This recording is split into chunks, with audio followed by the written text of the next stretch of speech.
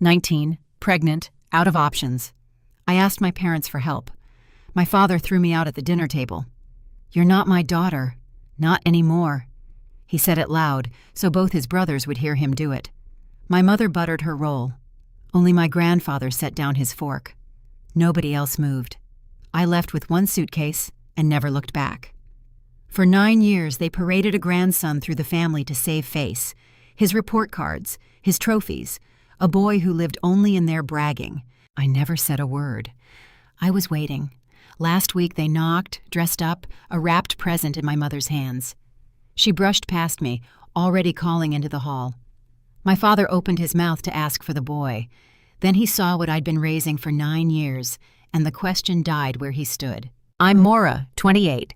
I spend my nights as a labor and delivery nurse, helping other women meet their babies. A strange job for someone who met hers alone. The people at my door had told a story about my child for 9 years. They had never once asked to hear the true one. Let me back up to the ordinary part because that's the part they tried to erase. I live in Marysburg, Ohio. Small enough that the pharmacist knows your name, big enough that you can disappear if you keep your head down. I rent a 2-bedroom on Delaney Street with a crooked porch and a maple that drops helicopters all over the walk in spring. My daughter Junie is 8. She has a gap in her front teeth and opinions about everything. And she reads under the covers with a flashlight like she invented the idea.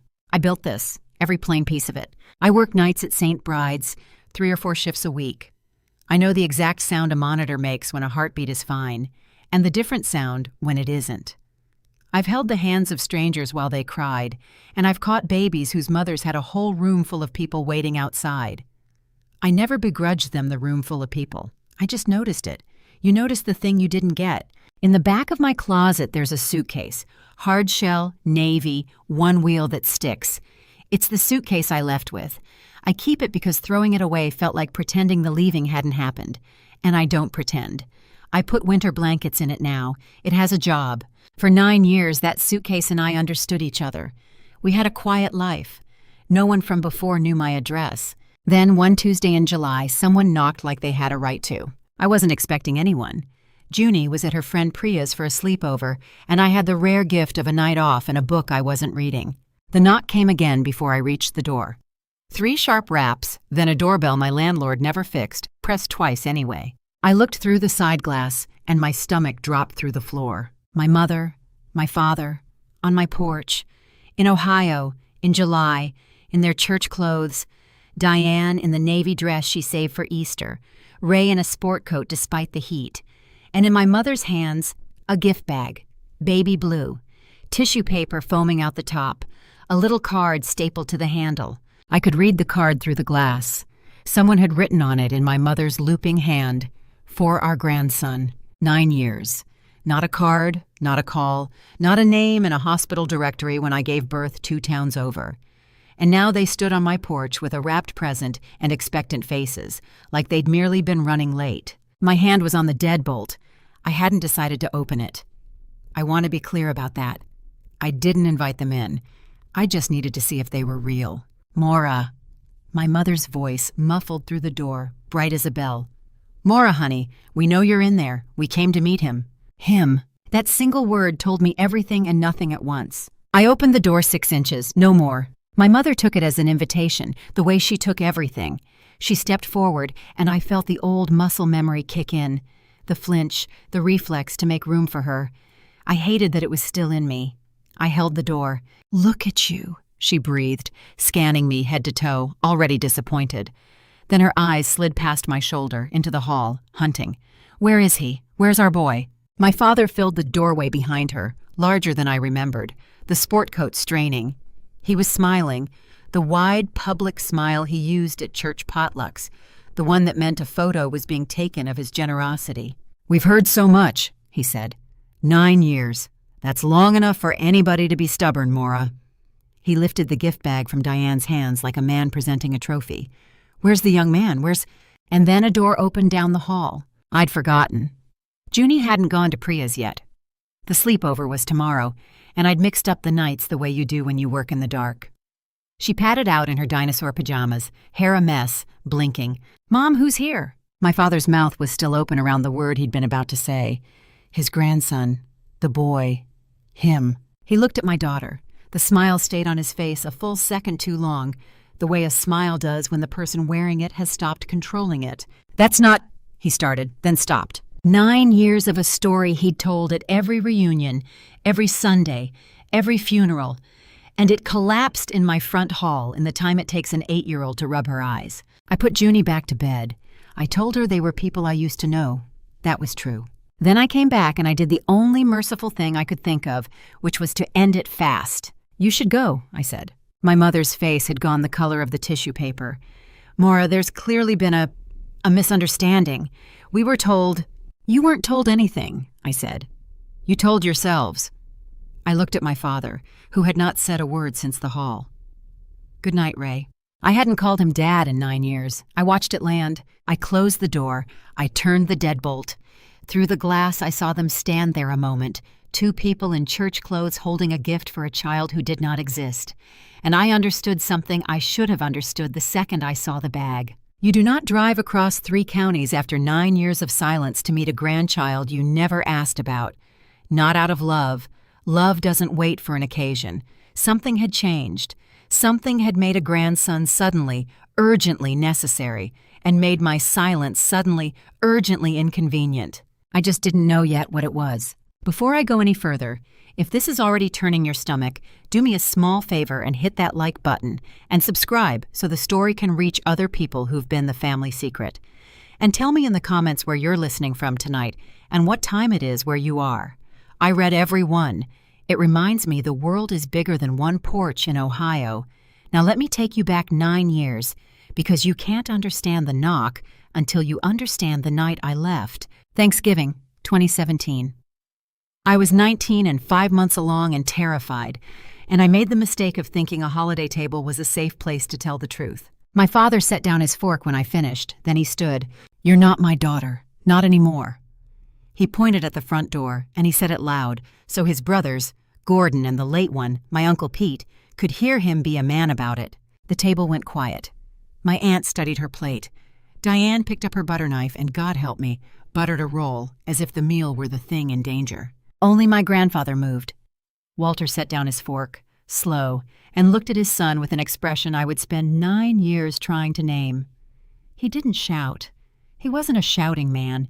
He just looked at Ray like he was seeing him clearly for the first time and didn't care for the view. Nobody stood up for me, except in that small way, him. I went upstairs and packed 1 suitcase, navy, hardshell. I took what fit. I left the rest, including, apparently, my name. Junie was born in April, 2 towns over, at a hospital where nobody knew the Kinsellas. The chair beside my bed stayed empty the whole night. There's a chair in every delivery room. For the partner, the mother, the person who's supposed to be there. Mine held my coat.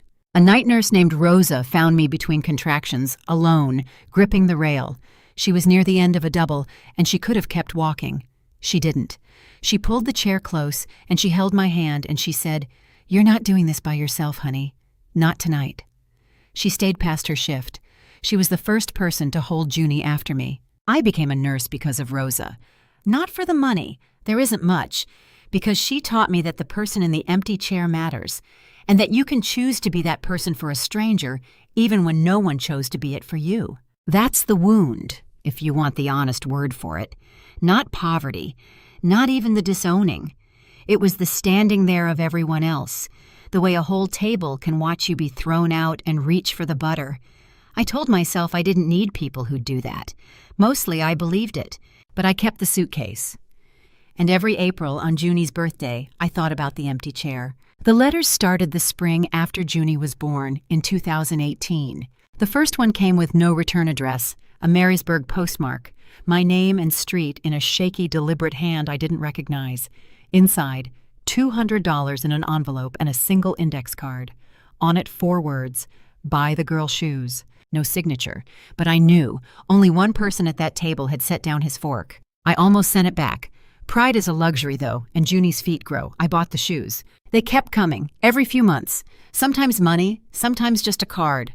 A line about the weather, a joke about the Browns, once a pressed maple leaf.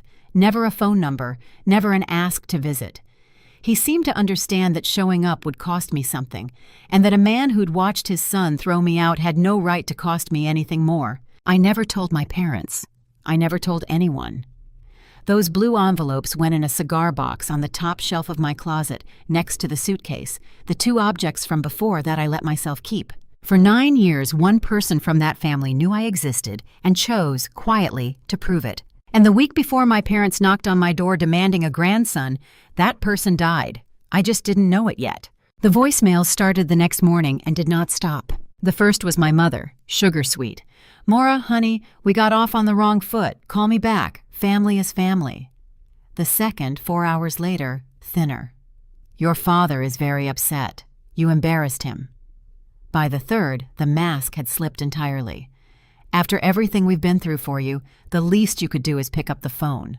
Everything they'd been through for me. I wrote that one down, actually, on the back of a receipt, because I wanted to remember the exact shape of it. There were 9 messages by Thursday.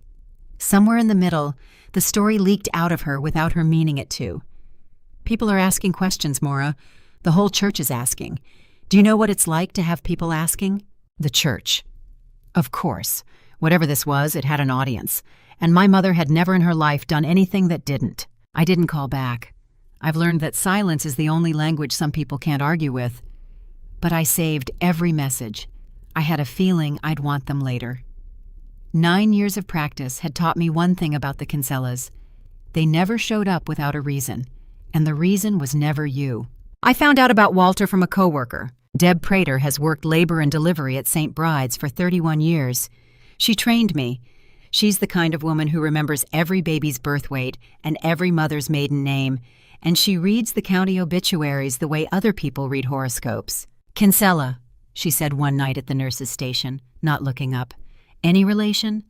"Walter Kinsella, 82, Marysburg." She slid the folded paper across the counter. "Handsome old fellow in the photo. Died last week."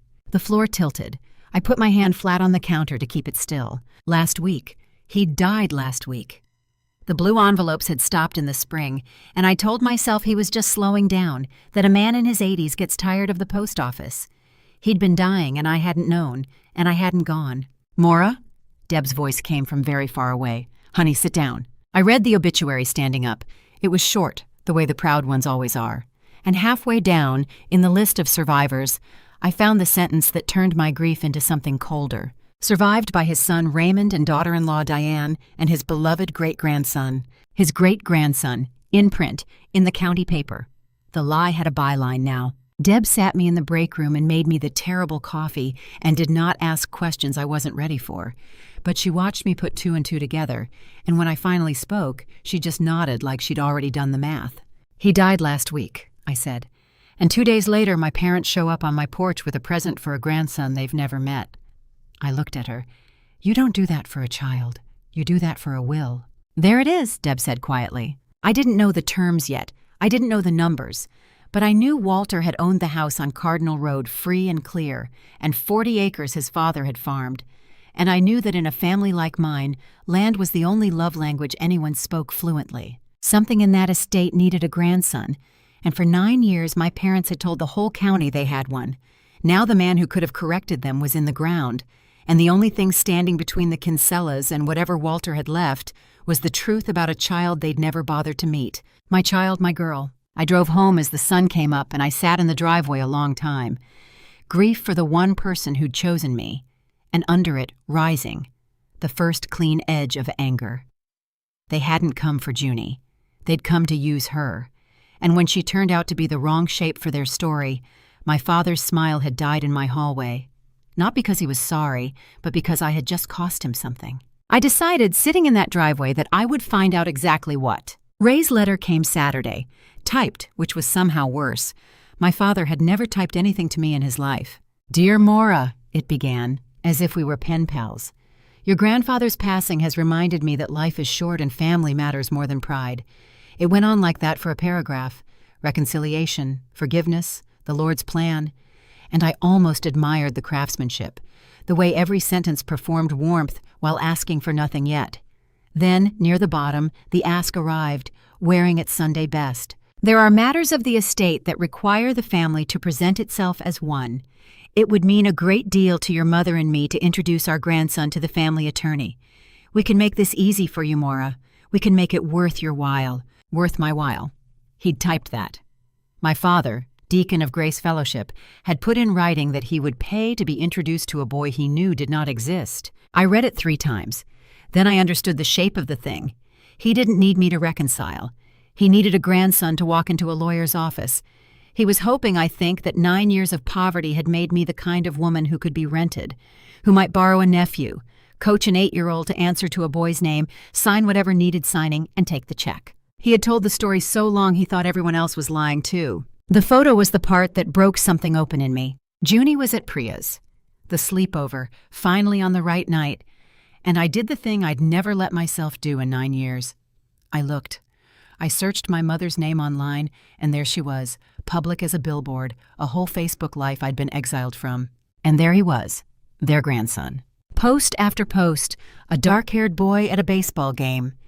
The same boy in a graduation gown from a 5th grade moving up ceremony. Our grandson made the honor roll, so proud.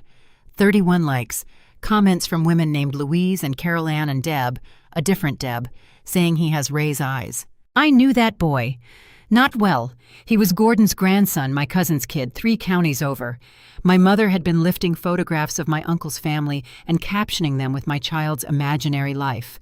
For 9 years she had grieved a grandson she'd manufactured at a church that pitied her the estrangement, while my actual daughter learned to ride a bike on a crooked porch 14 miles away. I sat on the floor of my closet with the laptop and the cigar box of Walter's letters, and I did not cry. I was past crying. I was doing math. Pause here, because I want you in this with me. Knowing what you now know, the will, the grandson who is really my uncle's boy, the timing. What do you think my parents actually came to my door to get? Say it in the comments before I show you. Most people guess money. Almost nobody guesses the rest. The call came from a number I didn't know, on a Monday, and a calm voice said, "Ms. Kinsella, my name is Frances Bell. I was your grandfather's attorney. He asked me to reach you directly, and only you." I gripped the phone. "He asked you." Some time ago, he was very specific. A pause, the sound of a woman choosing her words. Walter left instructions that in the event of his death, I was to contact his granddaughter Maura before the estate was read to the rest of the family, not through your father, through me. "Can you come in this week?" Before the rest of the family, Walter had built a door only I had the key to, and he'd built it long before he died. "There's something you should understand going in," Frances said. "Your father has already contacted my office. Several times. He's under the impression the estate is straightforward." A beat. "It is not straightforward, Miss Kinsella. Your grandfather made sure of that." Frances Bell's office was 2 rooms above a hardware store, all law books and the smell of old paper. She was maybe 60, silver bob, reading glasses on a chain, the kind of unhurried that comes from having watched families detonate over dining tables for a living. She poured 2 coffees and got to it. "Your grandfather's estate is substantial," she said. "The house, the acreage, savings, into the high 6 figures once the land is valued." She let that sit. "The bulk of it is governed by a single condition. And I'll be honest with you, when Walter dictated it, I told him it was unusual. He said that was the point." She read it to me from the document, and I heard my father's whole plan in it. The primary bequest, house, land, the accounts, was to pass to the first great-grandson to carry the Kinsella name. A grandson, in the will, in black and white. "You understand what this looks like," Frances said. "Your father believes there is such a boy. The family has spoken of him for years. He intends to present that boy and claim the estate. If no qualifying male heir comes forward, the property passes to your father's brother, Gordon, whose grandson does qualify." She took off her glasses. "That is what the document says on its face." "On its face," I repeated. "Walter left a second envelope," she said, "sealed, to be opened only at the reading, in front of the whole family. He was very clear about the timing." She held my eyes. "I don't know everything that's in it, Ms. Kinsella, but I knew your grandfather 30 years, and he did not write a cruel clause by accident. He wrote it to make someone say something out loud." I told her about the letters then, the blue envelopes, 8 years of them, buy the girl shoes. Frances was quiet for a long moment. Then she opened a drawer and set a familiar thing on the desk between us. A blue envelope, same shaky hand, addressed to her, unopened, marked "Hold for the reading." "He wrote to you for 8 years," she said softly, "and he wrote one more for the day he couldn't be in the room." She tapped the sealed letter. "I think he knew exactly how your father would behave when there was money on the table.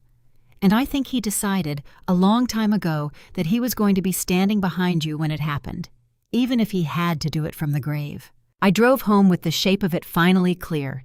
My father was going to walk into a room and claim a grandson who didn't exist in front of everyone who mattered to him. And my grandfather had built the trap and left me the only truth that could spring it. The question was no longer what they wanted. The question was whether I was willing to be in the room when it all came down, and whether I'd bring my daughter into it. Ray answered that question for me 2 days later, when he stopped asking nicely. He was waiting by my car in the St. Bride's lot when I came off a night shift, 6 in the morning, the sky the color of a bruise. No sport coat this time, no smile, just my father leaning against my driver's door like he owned it, the way he'd leaned against every door I'd ever needed to walk through. "You've made your point," he said. "You want an apology, fine, but you're not going to humiliate this family at your grandfather's service. You're going to stay home.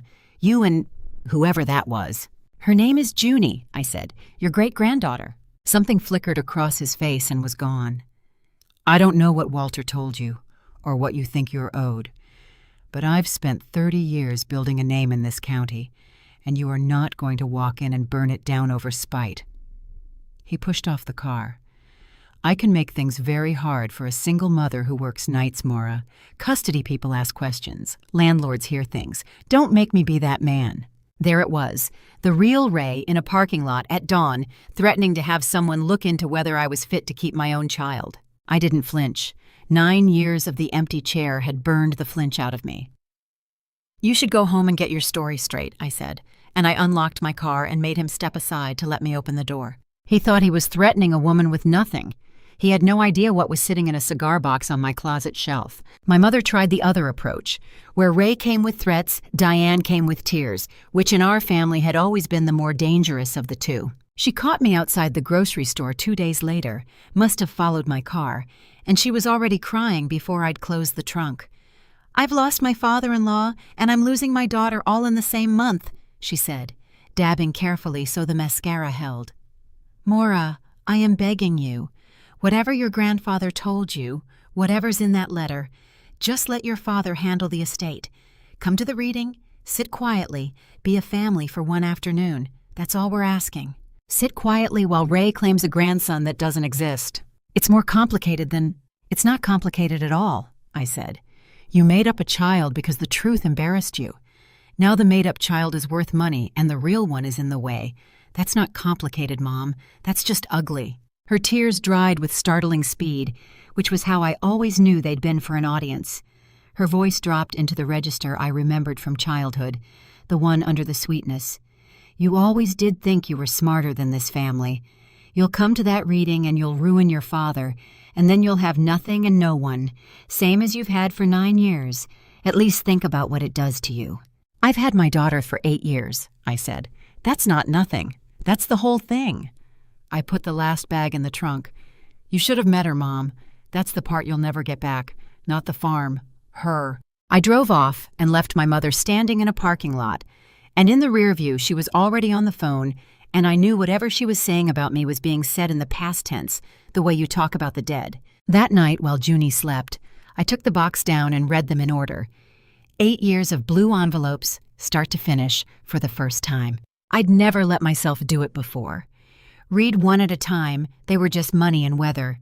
Read together, they were a portrait of a man watching a life he wasn't allowed to touch. He knew things. That's what undid me. "Buy the girl a winter coat," one said, in November of the year Junie started school. "She'll be walking to that bus stop." He knew she took a bus. In April, for the birthday. He knew the month. Once, folded around $200, they tell everyone she's a boy at church. I let them. Easier for you if they look the wrong direction. He'd known about the lie. He'd known Junie was a girl. He'd let my parents point the whole county at a fiction, because a fiction couldn't find us, and the truth could. And at the bottom of the box, the newest one, from March, a bank slip, a 529 college savings account, in Juniper Kinsella's name. 8 years of small deposits. A number at the bottom that made me sit down on the closet floor. He'd been building her a future one blue envelope at a time, quietly, from 3 counties away, while her own grandparents built her a fake brother out of stolen photographs. Junie found me on the closet floor with the letters spread around me like fallen leaves. "Are you crying?" she asked, alarmed. I don't cry in front of her. It's a rule. "A little," I admitted. "Good kind." She sat down in the middle of the mess, careful of the papers, and picked up the pressed maple leaf. "What's all this?" "Letters," I said. "From your great-grandpa Walter, my grandpa." "I have a great-grandpa?" She said it the way she says everything astonishing, all vowels. "You had one. He passed away." I watched her file that under the growing folder of relatives who existed as words and never as faces. "But here's the thing, Junie. Out of everybody, he's the one who remembered you. He bought you shoes when you were 2. He's the reason you had a winter coat in 2nd grade. I held up the bank slip, though the number meant nothing to her. "He was saving for you, for later." She considered this with the seriousness of the very young. "Did he know I was a girl?" The question landed somewhere under my ribs. "He knew exactly who you were," I said. "He's the only one who did." She nodded, satisfied, and leaned her head against my arm, and we sat there in the paper leaves. Heavy light, the nurses call a good shift. The terrible moments and the sweet ones in the same 12 hours. My whole life had turned into one long shift like that. 2 nights after I read the letters, I caught a baby whose whole family filled the waiting room. It was a big delivery. Grandmothers on both sides, a father who cried, a hallway full of aunts with balloons. When I laid the baby on the mother's chest, the room outside actually cheered through the door. I did my job. I charted the weight. I watched the bleeding. I smiled at the right moments. And on my break, I stood in the stairwell and let myself feel the exact thing I'd trained myself not to feel for 9 years. I hadn't had that. Not the cheering hallway, not the grandmothers, not one balloon. I'd had a stranger named Rosa and an empty chair with my coat on it. And the people who owed me that hallway had spent the years since inventing a grandson to perform for a church, while my real daughter's birth went unmarked by anyone whose blood she shared. I want to be honest about this part, because it's the engine under everything I did next. It wasn't the money. I could have kept my head down forever and been fine. I'd proven that. It was standing in a stairwell at 2 a.m, a professional at the thing my own family couldn't be bothered to be for me, realizing that if I stayed silent now, Junie would inherit the same silence. She'd grow up knowing her grandparents chose a fiction over her, and never once see anyone answer for it. I went back out and finished my shift. I checked on the cheering family twice more, and somewhere between the 4 a.m. vitals, the resolve set in my chest like a splint. I was going to walk into whatever my grandfather had built, and I was going to do it for the girl who deserved a hallway full of people, and had so far only ever had me. Deb Prater became my war counsel over bad breakroom coffee. She'd grown up 2 pews behind the Kinsellas at Grace Fellowship. She knew the whole cast. "Louise Braddock runs the prayer chain," she said, ticking them off, "which means she runs the gossip, which is the same thing with a nicer hat. Your mother's been feeding that woman grandson stories for years. Baseball, honor roll." Deb snorted. "I always did wonder why nobody ever met the kid." "Nobody thought it was strange. Honey, in that church, questioning a grieving grandmother is bad manners. Your mother figured that out fast. The more nobody could meet him, the more they pitied her the estrangement. She got sympathy and a grandson and never had to produce either one." Deb wrapped both hands around her mug. "It was a good con, right up until somebody died and made the boy worth money. Walter left it to a great-grandson who carries the name," I said. "If there's no boy, it goes to Gordon's line." Deb went still. "So your daddy has to make the boy real. In a room full of the same people he's been lying to for 9 years. She started slowly to smile. "Maura, do you understand what your grandfather did?" I was beginning to. Frances Bell understood it completely, and she'd had months to admire it. "Your grandfather sat in that chair," she said, pointing. "And he told me exactly how to write it. I argued with him. I said a court might find a gender condition unenforceable, that Gordon could challenge it, that it invited a mess." She almost smiled. "He said, 'Frances, I'm not writing it to hold up. I'm writing it to make my son stand up in front of God and everybody and claim a grandson he's never met.'" After that, it doesn't matter what the clause does. He'll have already done the thing. He wanted Ray to commit to the lie, I said, in public, on the record. In front of every person whose opinion your father has spent his life buying. Frances tapped the sealed envelope on her desk. And once he'd done it, once he'd looked the whole room in the eye and produced his imaginary heir, I opened this, Walter's real wishes, which, I'll tell you now, do not require anyone to be a boy. She folded her hands. He also left a physician's letter and 2 witnesses from the signing in case anyone claims he wasn't of sound mind. He thought of that too. He thought of everything, Miss Kinsella, except one thing he couldn't control. Which was whether you'd come, she said. The trap only springs if you're standing in the room, if you stay home to protect your daughter, and no one would blame you. Your father presents Gordon's grandson, or bluffs, and it may well work. Walter bet his whole estate on you being brave enough to walk in. She looked at me over her glasses. He was betting on a woman he wasn't allowed to know. That's a lot of faith. Frances made me do homework, and I was grateful for it, because grief and rage both go quiet when you give them a task. If your father contests, she said, the whole fight will be about one word, influence. His people will say you influenced Walter. So we build the opposite now, before they file, a record that shows Walter came to you and you never came to him. She slid a legal pad across the desk. Every letter, every date on every postmark. The $200 you tried to mail back. Do you have the returned envelope? I did. I'm the kind of person who keeps the returned envelope. We laid all 8 years out across her conference table like a case, and what it showed was plain. A man reaching, and a woman keeping a careful, wounded distance. Not one letter from me asking for a thing. Not one visit I'd initiated. If anyone had pursued anyone, it was the old man chasing the granddaughter, exactly as his sealed letter would one day say. And this, Frances said, tapping the will itself, was signed in my office on a Tuesday, with 2 witnesses who've known Walter 40 years. Hollis Renner farms the land next to Cardinal Road. His wife, Ada, taught Sunday school with your grandmother before she passed. They watched Walter sign. They'll tell anyone who asks that he was sharp as a tack and knew exactly what he was doing and why. Will they say it out loud at the reading, in front of Ray? Frances almost smiled. Hollis Renner has wanted to say something to your father out loud for about 9 years. I don't think you'll have to ask him twice. I met Hollis once before the service, at Frances's suggestion. A weathered man in his 70s with a handshake like a work glove. He didn't say much, but when I told him who I was, his face changed, and he said, "You're Walter's girl's girl," not a question. He talked about you, kept your school picture in his truck visor, the one from before, drove around with it for years. Hollis looked away, out the window, at nothing. Ray never knew it was there. You'd best believe I'll be at that reading. 2 witnesses who'd watched a clear-eyed man sign his true wishes. A neighbor who'd carried my childhood photo in his sun visor because the family that made me wouldn't. Walter had built his trap out of ordinary, decent people, the kind my father had never bothered to count as a threat. That was the genius of it. Ray only ever watched the people with money. My parents, meanwhile, were poisoning the well. It got back to me through Deb, who got it from a woman who got it from the prayer chain. The story going around Grace Fellowship now was that Walter's estranged granddaughter, troubled, always was, had resurfaced the moment the old man died. After money, making wild claims, possibly unwell, the family was asking for prayers during this difficult time. They were building me a reputation before I ever entered the room.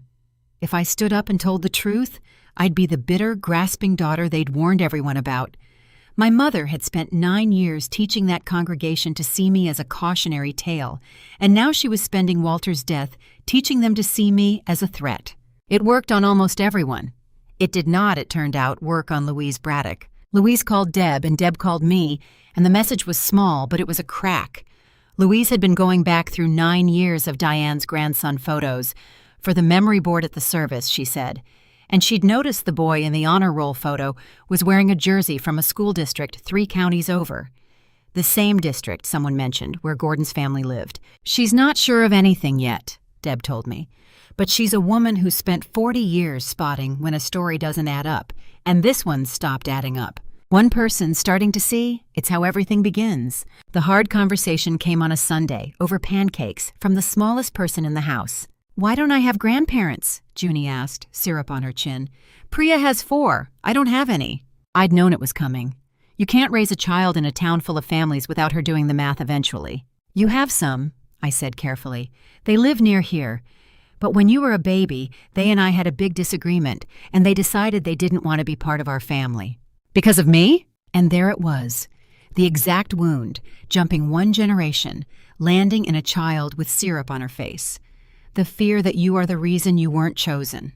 "No." I put down my fork so she'd know it mattered. "Never because of you. They didn't even know you. That was their loss, and it was the dumbest choice 2 grown-ups ever made." I made her look at me. "You were wanted, Junie, by me, by your great-grandpa Walter, from the very first minute. Do you hear me?" She nodded slowly. "Are they the people who came to the door?" "Yes." "I didn't like how the man looked at me," she said, and went back to her pancakes, and I sat there marveling at how a child can see a man clearly in 4 seconds that took me 19 years. That was the moment I decided. She wasn't going to grow up thinking she was somebody's inconvenience. If that meant walking into a room full of people who'd been taught to hate me, so be it. I would walk in, and I would decide, when I got there, whether she walked in with me. The night before I made my final decision, I drove Junie out to Cardinal Road. I don't know what I was looking for. I'd never seen Walter's farm. I'd been cast out before I was old enough to be brought along to the old man's place. But I wanted to stand where he'd stood. I wanted to see the acres that had turned my father into someone who could call a child a mistake at a funeral. We parked on the shoulder.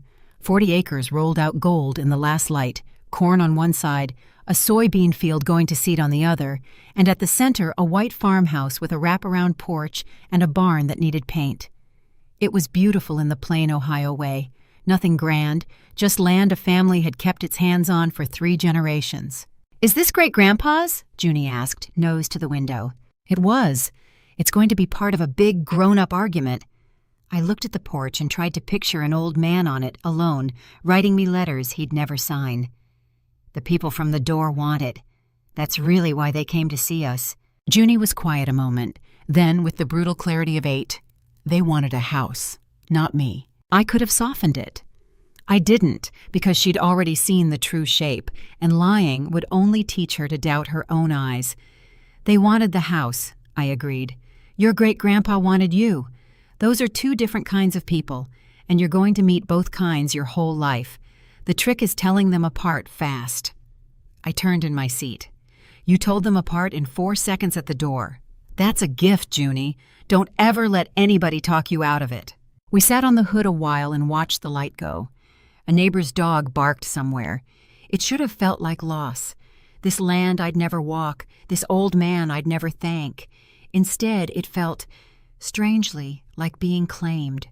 Somewhere in a lawyer's drawer, a dead man had already decided that this gold field belonged to the little girl beside me, the one my father had refused to look at. Driving home, Junie fell asleep against the window, and I made my decision somewhere around the county line. Not for the farm. I meant what I told Deb. I'd been fine without anybody's 40 acres. I decided to walk into that room because my daughter had just told me in a parked car that she already knew people had wanted a house instead of her, and I was not going to let that be the last word she carried. I was going to make her watch her mother stand up in a room where nobody once had. My father found out I'd known Walter, and it frightened him more than anything I could have said. It happened by accident. Francis's paralegal, doing due diligence, requested the account records for the 529, Junie's college fund, because it touched the estate. The request pinged through the bank, and somewhere in the family's orbit, someone with access saw a name. Juniper Kinsella, a savings account Walter had been feeding for years. Ray called me that night. No warmth left, not even the performed kind. "You've been in contact with him." His voice was low and shaking. "All these years, behind my back." "He wrote to me," I said. "You threw me out. He didn't. Do you have any idea what you've done?" And under the anger I heard for the first time real fear, because my father had built his entire plan on one assumption, that I was a woman alone, cut off, who knew nothing about Walter's true intentions and could be either bought or frightened into staying home. If Walter had been talking to me for 9 years, then I might know about the letter. I might know about the trap. I might know everything.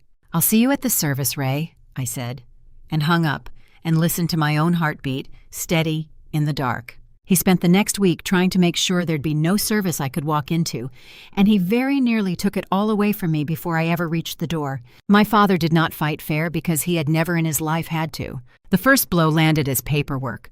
Frances called me on a Wednesday, and I could hear in her voice that the ground had shifted. "Your father retained a firm out of Columbus. They've filed to contest the will. Undue influence." "Undue influence by who?" "By you." She let it sit. "The theory is that you spent 9 years secretly cultivating a vulnerable elderly man, the letters, the phone calls, the savings account in your daughter's name, in order to turn him against his own son and redirect the estate. They're characterizing Walter's contact with you as elder manipulation." I actually laughed. It was so backward. "He contacted me. He never once let me visit. I never asked him for a dime." "I know that. You know that. But a contest doesn't have to win to work, Maura. Filing it freezes everything. The estate can't be distributed for months, maybe years.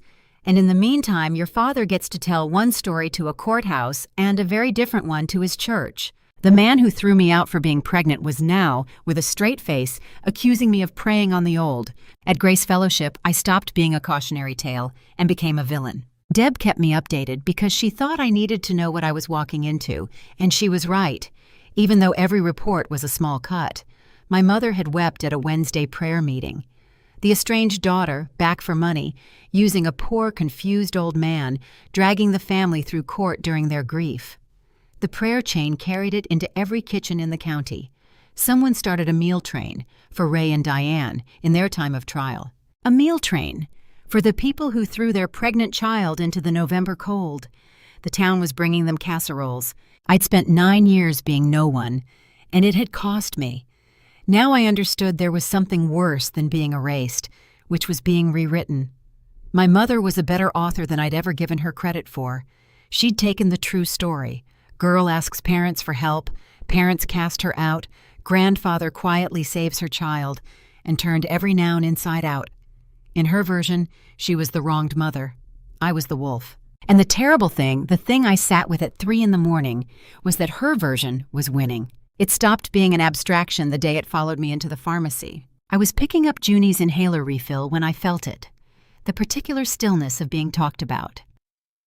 2 women by the greeting cards, women I half knew from Junie's school, went quiet as I passed, and then not quiet again behind me, in the stage whisper people use when they want you to hear the edges. Grace Fellowship. The money. Poor Diane. One of them, a woman named Carol Ann, who'd once complimented Junie's science fair volcano, looked right through me at the register like I was a smudge on the glass. I paid. I did not hurry. I have a whole career of staying calm while alarms go off, and I used every bit of it in that pharmacy. But I sat in my car afterward with my hands at 10 and 2, and I shook, because there is a specific cruelty in being made a villain in the one town where your child has to grow up. It wasn't me they'd freeze out at the school pickup and the grocery and the pediatrician's waiting room. It would be Junie, by association, for a lie her grandmother spun. Even work stopped being a refuge. A patient's mother saw my badge, Kinsella, and asked, pleasant as anything, if I was the one from that family in the paper, the estate business. And I had to smile and check her daughter's blood pressure while she decided what she thought of me. Deb found me in the supply room afterward, restocking things that didn't need restocking. "It's bad," she admitted, "because Deb doesn't lie to make you feel better. Your mother's got the whole east side of the county believing you came back from the dead to rob a saint. I've never seen a story move that fast." She put a hand on my arm. "But Maura, a story that moves that fast is a story that's scared. People don't work that hard to bury something that isn't true." It didn't feel like a scared story. It felt like a winning one. It felt like I could tell the truth in that fellowship hall until my voice gave out and 40 people would simply decide, the way people do, that the comfortable lie was kinder than the ugly fact. And I would have spent my daughter's good name for nothing. That was the week I stopped sleeping. That was the week the forged note arrived and nearly finished me. Then Ray produced a letter of his own. Frances's voice was careful when she told me, which was how I knew it was bad. Your father's attorneys have submitted a document, a handwritten note, they say, from Walter, dated 2 months before he died. It states his final wish that everything go to the grandson who carries our name. A pause. It's not a valid will. Ohio requires witnesses, and this has none. It can't override the executed document. But that's not what it's for, Maura. It's for the church, and eventually a jury pool. It's for muddying the water. Now there are 2 Walters, mine, who wrote a strange clause in a sealed letter, and theirs who scrawled a deathbed note wanting a boy. Reasonable people will wonder which was the real one. Is it his handwriting? It's close, she said. It's very close. Which was its own answer, and neither of us said the rest of it out loud. My grandfather had been dead a month, and my father had learned to forge his hand. That was the night I nearly stayed home. I sat on the closet floor again, the letters around me, but they didn't comfort me now. Ray's lawyers had a name for them: grooming, cultivation. The $200 for winter coats, the pressed maple leaf, the bank slip with Junie's name. A firm in Columbus was going to stand up and call all of it the manipulation of a helpless man, and a room full of people who already believed I was a wolf would nod along. I thought, he'll drag it out for years. He'll spend Walter's money fighting me with Walter's money, and by the time it's over, Junie will be grown, and the college fund will be legal fees, and the only thing anyone in this county will remember is that Ray Kinsella's crazy daughter came back to rob a dead man. And under all of it, the old wound, wide open again. I had let myself believe, for a few weeks, that Walter had chosen me, that one person had stood up. But Walter was gone, and his standing up was being turned into a weapon against me, and I was right back at that table at 19, watching a whole room decide I was the problem. Nobody had stood up then, and the one who finally had was being erased. I can't win this, I said to the empty closet. I said it out loud, which I never do. Junie heard me. Of course she did. Children hear the thing you say to an empty room. She appeared in the doorway in her nightgown. Win what? I wiped my face fast, but it was too late for that, and I was tired of the rule anyway. A grown-up fight, I said, with the people from the door, about your great-grandpa's things. Do we need his things? The honesty of it stopped me. No, I said slowly, we don't need them. We've been fine without anybody's things for a long time. Then why are you sad? I pulled her into my lap, this child who was the entire reason and had somehow become the wisest person in the house. I'm sad because they're telling everybody a story that isn't true, that I'm bad, that your great-grandpa didn't really love you, and I don't know how to make them stop. Junie thought about it with her whole face. Then go tell the real one, she said, like it was obvious, like I was the child. You said I was wanted. Go tell them I was wanted. Deb said the same thing, in her own words, the next night at the station. You're thinking about this like a lawsuit, she said. Whether you can win the money. Maura, forget the money. Walter didn't leave you a trap to make you rich. He left it so that one time, you would get to stand in that room and not be the thing they say you are. She jabbed a finger at me, the way she does when she's about to be right. They have spent 9 years telling that church who you are while you weren't there to argue. He built you a door back into the room. The only question is whether you walk through it standing up straight, with that little girl's hand in yours, and let every one of them look at what they threw away. And if the church still believes them? Some will, she said. People believe what's comfortable, but you won't have to wonder anymore whether you'd have had the guts. And she... Deb nodded at the photo of Junie on my locker.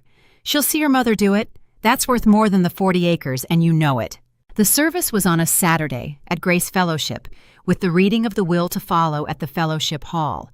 Walter's own instruction, filed with Francis, that his estate be read where his family gathered, in front of whoever came. Ray had tried to move it to a private office. Francis had produced Walter's written directive and refused. It was, she told me, the one part of the plan Ray couldn't reach. I laid out 2 dresses the night before, one for me, one small one with a Peter Pan collar that Junie had picked herself. I didn't sleep. I lay awake and ran every version of the next day, and in most of them I lost. The church nodded along with my mother. The contest ground on. The forged note did its quiet work, and I walked out having gained nothing but a reputation as the woman who'd made a scene at a funeral. I'd lost. That was the honest arithmetic at 4 in the morning. Or I was about to walk into a room my grandfather had spent his last years building and find out that a dead man had counted on me for a reason. By 6, I was dressing my daughter for a fight neither of us was supposed to survive. Grace Fellowship smelled exactly the way it had 9 years ago. Lilies and coffee and old hymnals. Some smells don't let you grow up. We came in late on purpose, Junie's hand in mine, and I felt the room turn the way a field of wheat turns in wind. 200 people, and I watched the whisper move through them. That's her. That's the daughter. She brought a child. My mother, in the front pew, went rigid. My father, at the lectern giving the eulogy, lost his place for exactly 1 beat before the practiced voice found the rail again. On a table near the front stood the memory board, Walter's life in photographs. And beside it, for reasons I would understand within the hour, sat a baby blue gift bag. The same one, for our grandson. My mother had brought it to her father-in-law's funeral. She'd been that certain. We sat in the back. Junie looked at the big photo of Walter propped on the easel, the handsome old man, Deb had called him, and she whispered, "That's him? Great-grandpa?" "That's him. He looks nice." "He was," I said. "He was the nicest one." Ray finished the eulogy to murmurs of amen. Then he said the estate would be read in the hall, as Walter wished, and family should stay. He looked out over the crowd when he said family, and his eyes found me in the back, and I understood he'd just dared me to come. I stood up. I took my daughter's hand, and I walked toward the room my grandfather had built for exactly this. The fellowship hall held maybe 40 of us, the family, the deacons, the prayer chain, a handful of Walter's old friends, folding chairs and a long table at the front where Frances Bell sat with a leather folder, and, beside her, a younger man in an expensive suit, Ray's lawyer from Columbus. Frances began the way careful people begin, laying out the order of things, and Ray, who had never in his life let another person set the pace, cut straight across her. "Before we get lost in paperwork," he said, rising, spreading his hands to the room, the deacon voice warming up, "let's remember what my father wanted. He wanted this family whole. He wanted the name carried on. Everyone here knows he had a great-grandson he prayed for every day of his life." A soft rumble of agreement. "And everyone here knows my daughter kept that boy from him, from all of us, out of nothing but spite." He turned, then, and pointed at me across the folding chairs, the same gesture he'd used at a Thanksgiving table 9 years before. Different room, same finger. "She's come back for his money," Ray told the room. "The same day she couldn't be bothered to come for the man, so let's not pretend. Maura, produce the boy, or sit down and stop this." 40 faces turned to me. My mother's meal train army primed for 9 years, waiting for the wolf to show her teeth. I did not show my teeth. I stood and I kept my voice level, because I'd learned from Walter that the quietest person in the room is the one everybody strains to hear. "There is no boy," I said. The room stilled. "There was never a boy. I have 1 child. I've had her for 8 years, while all of you were passing around photos of a grandson at potlucks." I looked at Frances. "You asked everyone to present the heir. Here she is." I brought Junie forward, not thrown to the wolves, held my hand warm around hers, and I set her in front of 40 people who'd been taught she was a lie. "This is Juniper," I said, "my daughter, Walter's great-granddaughter, the only great-grandchild I ever gave this family, and the one you all pretended was a boy because a girl didn't fit the story." Ray's face did something I'd waited 9 years to see. The performance cracked. She's obviously not... Maura, this is exactly the trick I warned everyone about. A trick. I reached into my bag and set a single sheet of paper on the folding chair beside me, then carried it to Frances. Her birth certificate. 1 child, female. Born April 2018 at Mercy General, 2 towns over, because none of you would have me. I turned back to the room. 9 years of honor rolls and baseball trophies. Ask my father to show you 1 report card, 1 team photo with a date, 1 record of a boy who was ever real. Nobody spoke. Ray's mouth opened and closed, and in 40 faces, I watched a story that had held for 9 years begin quietly to come apart. For 1 second in that silence, the room stopped being an audience and became the table again. Same faces, or faces just like them, watching a Kinsella get thrown to the floor and reaching for the butter. and the old wound cracked right through my composure, hot, in front of everyone. You want to know the worst part? My voice didn't rise, but it shook, and I let it. I was in that hospital for 11 hours, alone. A nurse I'd met that morning held my hand because not one of you would. And you... I looked at the 40 of them, the prayer chain, the meal train army. You spent 9 years feeling sorry for the wrong grandmother. I pressed my hand flat against Junie's back to steady the both of us.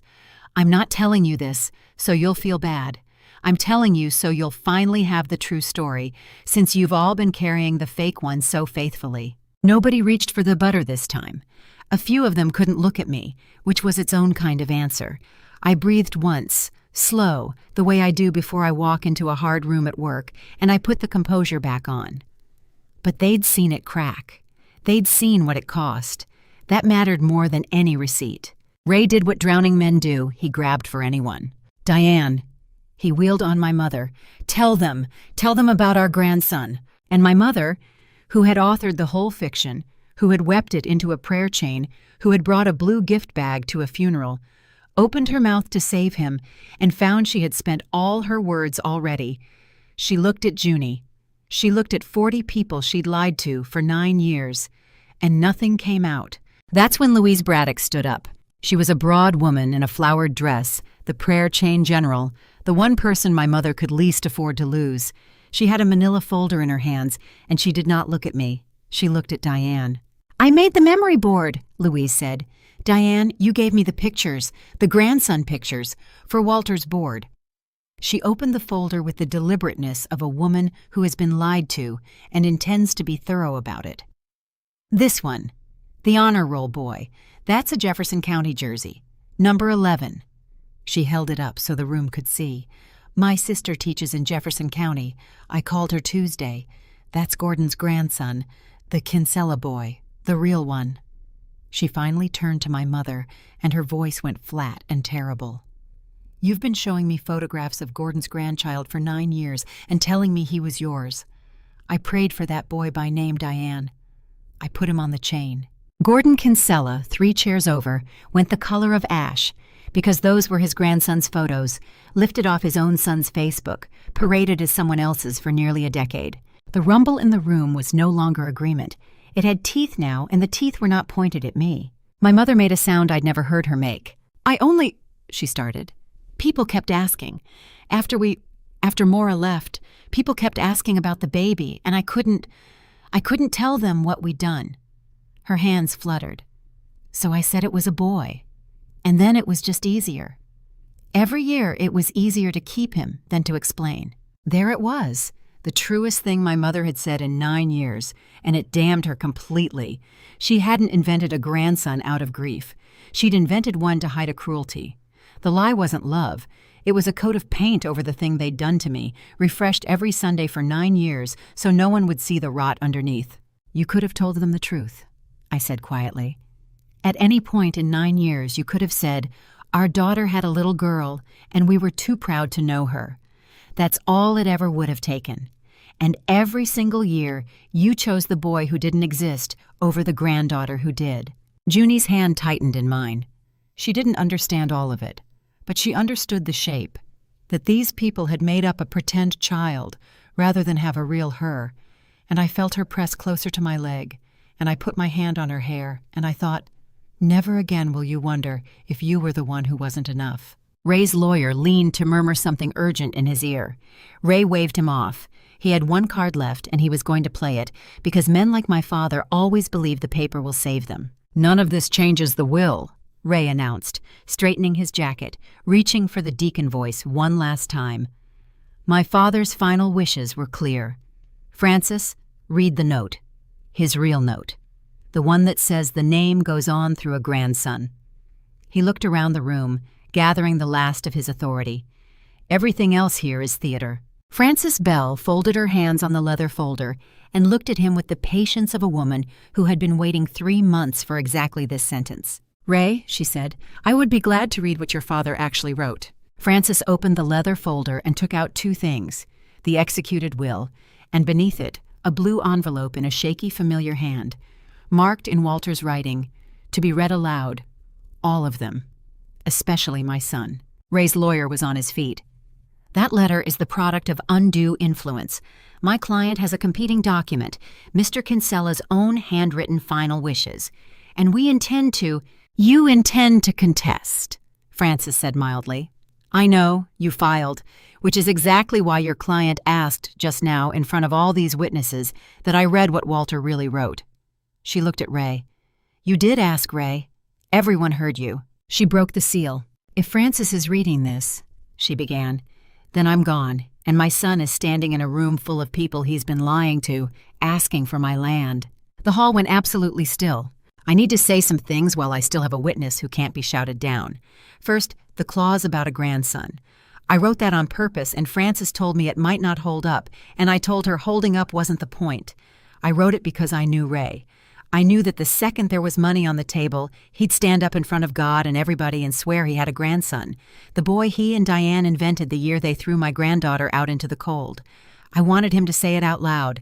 I wanted you all to hear him claim a child he'd never met, so you'd finally see what I've watched for 9 years. I looked at my father. He had gone very white and very still, the way a man goes when he realizes the trap was built around the exact shape of him. Frances turned the page. Second, she read, in case my son's lawyers try to tell you that Maura preyed on a poor old man, I want it on the record that I found her, not the other way around. She never once asked me for $1. I sent money, and she tried to send it back.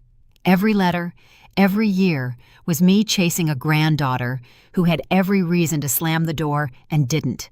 If anyone in this family was influenced, it was me. Influenced by watching a 19-year-old raise a child alone with more decency than her father has shown in 58 years. Somewhere behind me, a woman from the prayer chain started to cry. Third, I know the baby is a girl. I've known since before she was born. Her name is Juniper. She likes the color green, and she lost a tooth this spring.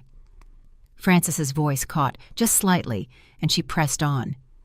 I know because I gave her a maple seed in a park 2 years ago and told her it would grow if she was patient, and she looked at me like I was a wizard.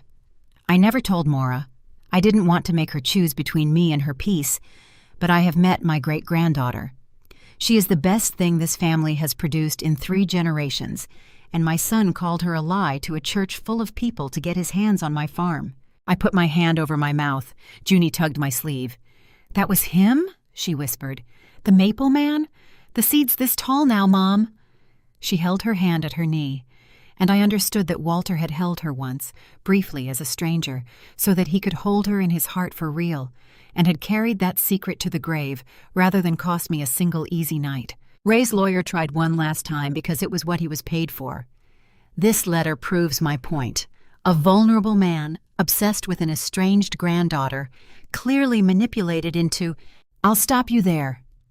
Hollis Renner rose from his folding chair near the back, slow, unfolding to his full weathered height, and the room turned because a man like Hollis doesn't stand up at a funeral unless he means to say something. I farmed next to Walter Kinsella for 40 years. I witnessed that will in Frances's office on a Tuesday, me and my Ada both, and I'll tell this whole room he was clearer that day than anybody sitting in it right now. He looked at Ray's lawyer with flat country contempt. Manipulated. Son, that man drove himself to my place once a month for years to ask after a girl he wasn't allowed to visit. Nobody manipulated Walter into anything. He'd have run you off his porch for suggesting it.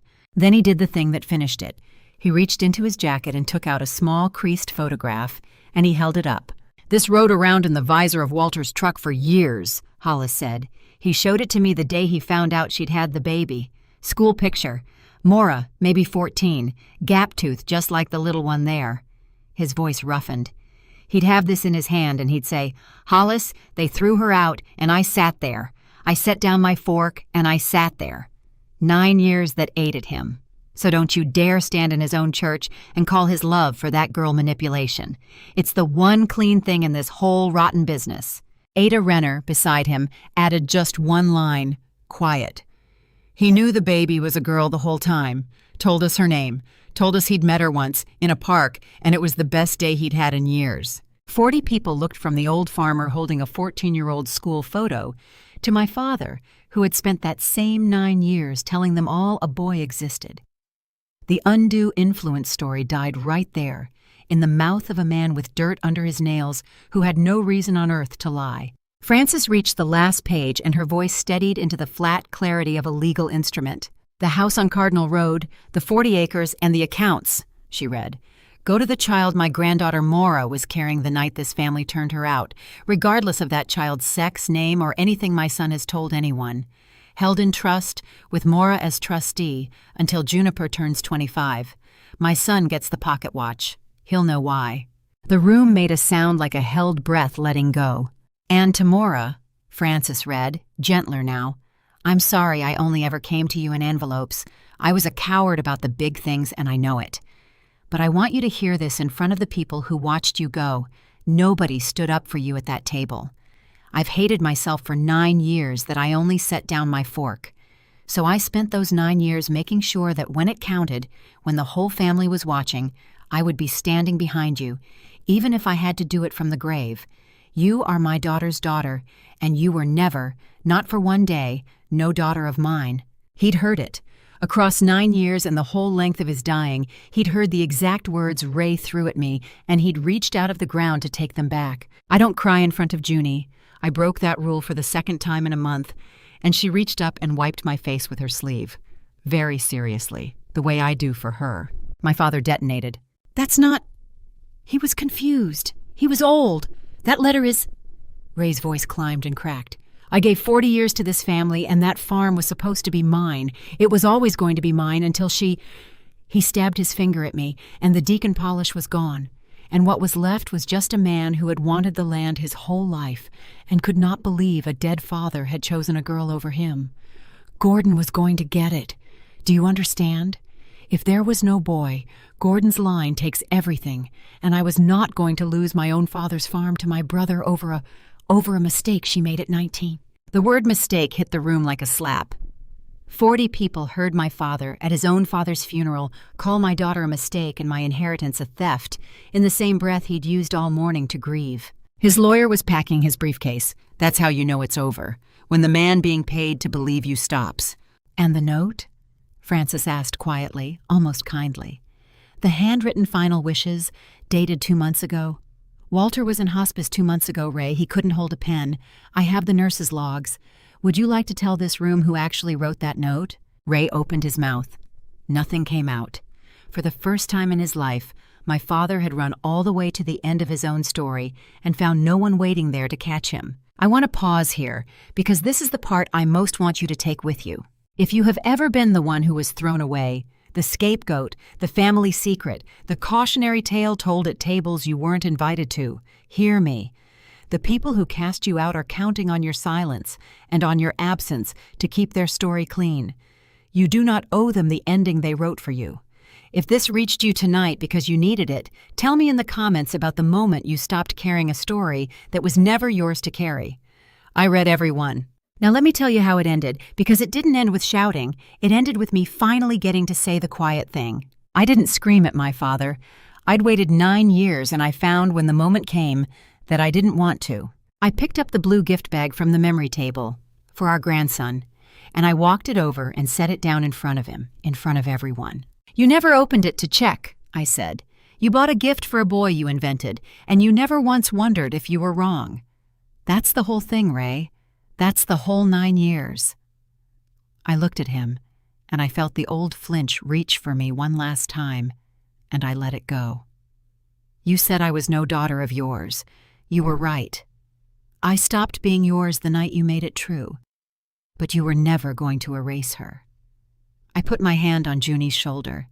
"She's a Kinsella, whether you like the shape of her or not. And she just watched you show the whole world exactly what you are. That's the inheritance you leave her, not the farm. That." Diane reached for me as we passed. "Maura, please, we can start over." And I stopped, and I looked at my mother, and I gave her the only truth I had left. "You buttered a roll," I said. 9 years ago, while he threw me out, you buttered a roll. I've forgiven myself for a lot of things. I'm not going to spend one more day trying to earn a seat at a table where that's what love looks like. Then I took my daughter's hand, and we walked out of Grace Fellowship into the ordinary July light, and I swear the air outside tasted different.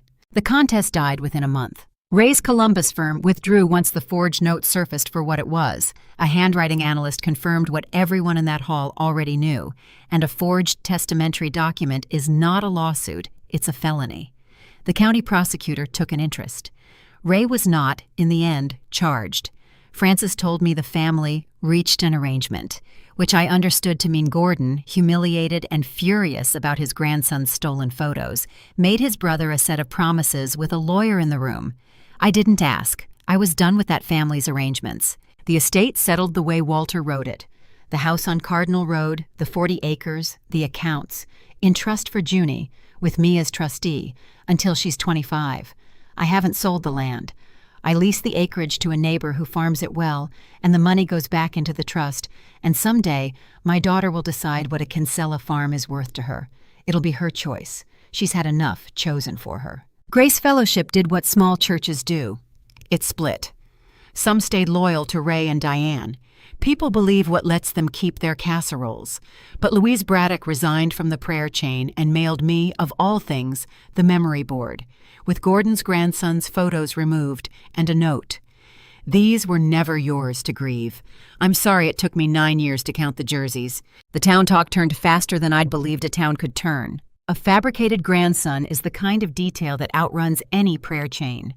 Within 2 weeks, the same women who'd looked through me at the pharmacy were the ones telling the story now. Diane Kinsella, showing off another woman's grandchild for 9 years at church. Can you imagine? Carol Ann, the one who'd stared past me at the register, actually stopped me at Junie's school and said she was so sorry for everything that family put you through, as if she hadn't been part of the everything 11 days earlier. I didn't correct her.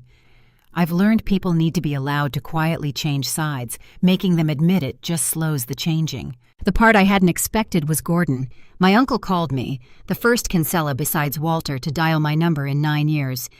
And he was gruff and awkward and clearly hated every second of it. "Those were my grandson's pictures," he said. "My boy's kid. Diane's been passing him around as her own since before he could walk. I didn't know. I want you to know I didn't know." A long pause. "Walter tried to tell me once, years back, that Ray and Diane had done something unforgivable to your girl. I told him to stay out of it. Family business." Another pause, heavier. "I was wrong. For what it's worth." It wasn't worth much, but it wasn't nothing either, and I've stopped throwing away the things that aren't nothing. I told him his grandson was welcome to know his cousin someday, if the boy's parents wanted, on my terms and in the daylight. Gordon said he'd like that. We'll see. I don't rush that door anymore. At school, something small and enormous happened. Junie's teacher, who'd heard some version of it, started a unit on family trees, and I braced for the usual ache, Junie with her one branch while other kids papered the wall with grandparents. Instead, my daughter came home glowing. She'd made her tree with me at the trunk, and up at the top, in green marker, one great-grandfather with a tiny drawn maple seed beside his name. "My teacher said one strong branch is better than a whole tree that's sick," Junie reported. "And I said my great-grandpa was the strong branch even though he's in heaven, because he planted me a tree for real." She'd drawn our porch maple in the corner, taller than the house. I hung it on the refrigerator. It's still there. It is, I think, the only accurate family tree the Kinsellas have produced in 30 years, the one drawn by an 8-year-old who knows exactly who wanted her. Walter's other gifts kept surfacing for months, the way a generous man keeps giving after he's gone. The pocket watch he'd left Ray, Frances told me later, had an inscription inside the case for the son who always wanted more than he was given. Walter had known exactly who his son was and had left him a watch that would tell him so every time he checked the time. I almost felt sorry for my father. Almost. And in a safe deposit box the bank finally released, there was one more blue envelope addressed to Junie, to be opened when she's grown. I haven't opened it. It's hers. It sits in the cigar box now, on the top shelf of my closet, next to the suitcase and the 9 years of letters. The archive of the one person from that family who chose us, waiting for the day she's ready to meet him properly. She talks about him now. The maple man. The little maple from his seed is past her knees by our porch now. She measures herself against it every June and reports its progress like a weather forecaster. Great-Grandpa Walter planted me a tree, she tells her friends, and it's true, and it's the only version of this story I ever want her to carry. I set my boundary the way I set an IV. Clean once, no second-guessing. No contact, not cruel, just closed. I wrote it in a single email so there'd be no misremembering it later. You are welcome to the story you've already told about me. You are not welcome to my daughter. If that ever changes on my terms, I'll be the one to say so. My mother replied 11 times. I read none of them. My father never replied at all, which was, I think, the most honest thing he ever gave me. People ask if I regret it. Walking into that room, saying the quiet things, closing the door for good. I don't. I regret the 19-year-old who thought a holiday table was a safe place to need something.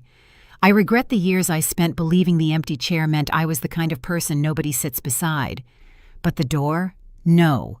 Some doors you close so that the people inside can't keep telling you who you are. Last week, I took the navy suitcase down from the closet, the one with the sticky wheel, the one I left with. I emptied out the winter blankets, and I packed it, for the first time in 9 years, for a trip I chose. 2 weeks at Lake Erie, a rented cabin, my daughter and me, and a bag of maple seeds she insists we plant somewhere new. The same suitcase I once used to flee a family. This time I'm using it to go somewhere on purpose. Nobody stood up for me at that table. It took me a long time to learn the thing Walter died trying to teach me, that you don't need the whole room to stand. You just need one person to set down their fork and see you. Be that person for someone. And if you were once a child nobody stood up for, then stand up now, tall, for the small one holding your hand. And let the people who threw you away watch you become the thing they were too small to keep.